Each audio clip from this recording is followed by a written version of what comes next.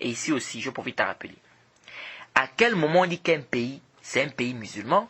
À quel moment on dit qu'un pays, c'est pas un pays musulman? Là aussi, les gens s'embrouillent. Et je crois qu'on a déjà fait une parenthèse sur ça. Mais on va quand même revenir pour que les gens aient une idée globale. Parce qu'aujourd'hui, qu'est-ce que les gens vous disent? Vous entendez des gens qui disent un pays musulman, c'est un pays où on applique la charia. Et ils veulent pas charia, c'est-à-dire les peines. Là, on applique les peines. C'est-à-dire, si quelqu'un a volé, on coupe sa main. Si quelqu'un a fait la fornication, on le fouette. Si quelqu'un a fait l'adultère, on lapide. Si quelqu'un a bu le vin, voilà.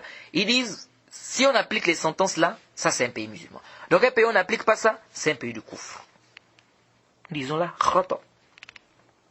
C'est pourquoi quand on a posé la question au Cheikh Ibn Uthaymin, dans son Sharh de Sahih al-Bukhari, on lui a demandé que, mais, il y a des gens qui disent qu'un pays musulman, c'est un pays où on applique la charia. Donc, la charia, ici, ils veulent par là les sentences, donc les peines. On a déjà dit que la charia, c'est tout l'islam. Mais, on a posé la question au Cheikh Ibn Uthaymin, qu'est-ce qu'il a dit? Ils disent donc, on lui a dit non, mais, il y a des gens qui disent qu'un pays musulman, c'est un pays où on fait ça, et un pays où on n'applique pas la charia, c'est-à-dire on n'applique pas ces peines-là, c'est pas un pays musulman. Cheikh Uthaymin a dit, haza jahl. Il dit, haza jahlun. Ça, c'est l'ignorance. Le Cheikh Ibn Uthaymin, il dit ça, c'est l'ignorance. Et effectivement. Parce que même avec cette parole, ça veut dire qu'il n'y a aucun pays musulman sur cette terre, sauf peut-être l'Arabie Saoudite. C'est l'Arabie Saoudite qui est le seul pays, hasba ilmi, de ce que moi je sais, c'est le seul pays où on applique au moins ces peines-là. Que celui qui a volé, on coupe la main, celui qui a fait l'adultère, etc. Shar'an. C'est la législation islamique. Sinon, tout le reste des pays là, donc c'est des pays du koufr alors. Ça, c'est une erreur. Arju an tantabihu. Un pays musulman, je demande votre attention ici. Un pays musulman, c'est un pays qui réunit deux choses essentielles. Si les deux choses sont réunies, c'est un pays musulman. Ou si l'une des choses que je vais citer là est réunie, c'est un pays musulman. Elle existe, c'est un pays musulman. Premièrement, on regarde les principes de l'islam. Si les principes de l'islam sont dominants dans ce pays, c'est un pays musulman. Et je veux par principe islamique, pas seulement ce qui a un rapport avec les peines, non. L'azan, la prière, on peut pratiquer la prière du Jumu'ah, on peut pratiquer la prière de la fête, Salatul Eid.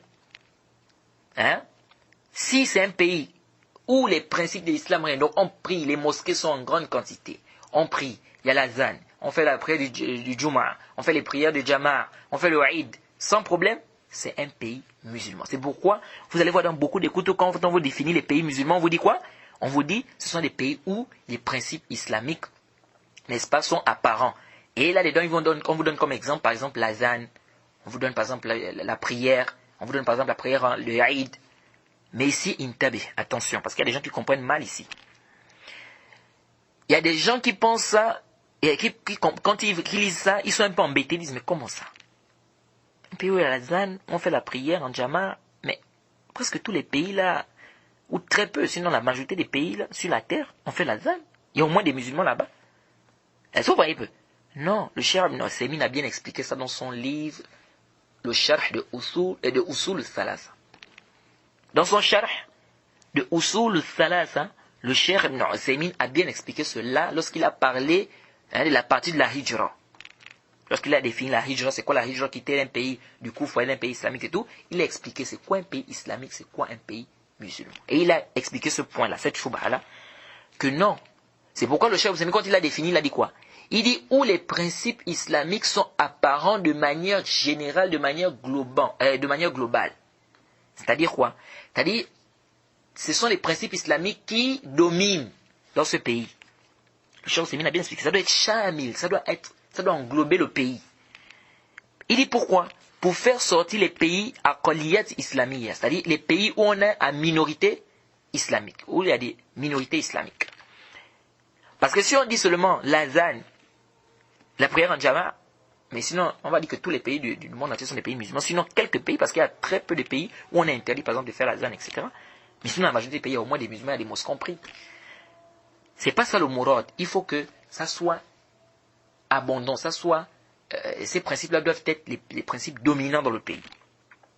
Donc, si ce sont les principes islamiques qui règnent, c'est un pays islamique. Ou si c'est un pays où on applique seulement les peines, c'est-à-dire on applique la charia. Même si le président, ou même si le chef, c'est c'est un mécréant. Si on applique la charia, c'est un pays musulman. C'est-à-dire un pays où on applique la charia, où les principes de l'islam sont apparents, même si le chef est mécréant, c'est un pays musulman. Et donc, un pays où le chef est musulman, mais la majorité de la population ne sont pas des musulmans. La religion qui domine, ce n'est pas l'islam. Les principes qui dominent le pays, ce n'est pas des principes de l'islam. Même si le chef est musulman, le pays c'est un pays de koufr. Même si le chef est musulman, le pays c'est un pays de koufr. C'est pourquoi Cheikh Hassem Temia, il a pris l'exemple de par exemple Najashi, en Abyssinie. C'était un musulman, mais il était dans un pays de quoi? Pays de koufr. Pourquoi? Parce que c'était les principes du koufr qui régnaient, qui dominaient. C'est la religion du koufr qui domine. Donc ça c'est deux principes. On regarde les principes de l'islam.